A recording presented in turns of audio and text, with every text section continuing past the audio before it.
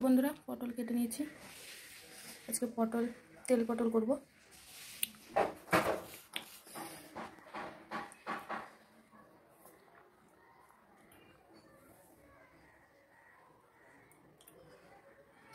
সব মশলা গুছিয়ে নিয়েছি, পেস্ট করে নেব।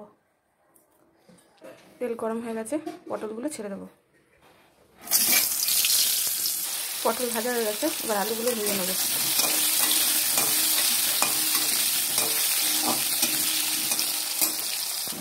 আলুগুলো ভাজা হয়ে গেছে, তুলে নেব।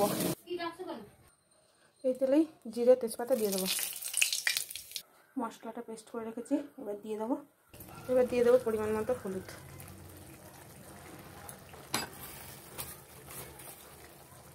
আর দিয়ে দেবো লবণ।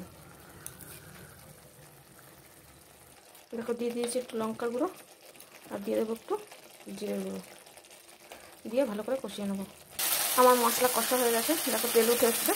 আমি এবার আলুগুলো দিয়ে দেবো, দিয়ে ভালো করে একটু কিছুক্ষণ কষিয়ে নেবো।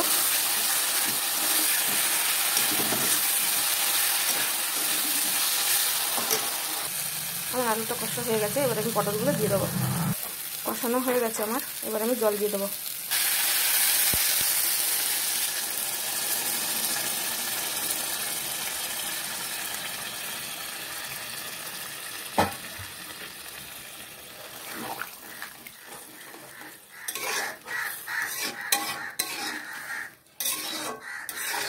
এবার আমি ঢেকে দেবো। দেখো আমার আলু সেদ্ধ হয়ে গেছে, এবার আমি একটু গরম মশলা দিয়ে দেবো, দিয়ে এটাকে নামিয়ে দেবো। নামিয়ে তোমাদের ফাইনাল লুকটা দেখাচ্ছি।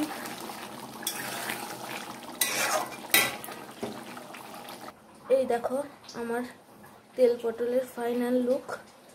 দারুণ হয় কিন্তু খেতে, এইভাবে রান্না করলে।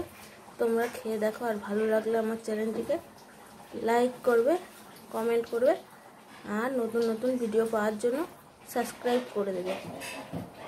দেখা হচ্ছে নতুন ভিডিওর সাথে। রাধে রাধে বন্ধুরা।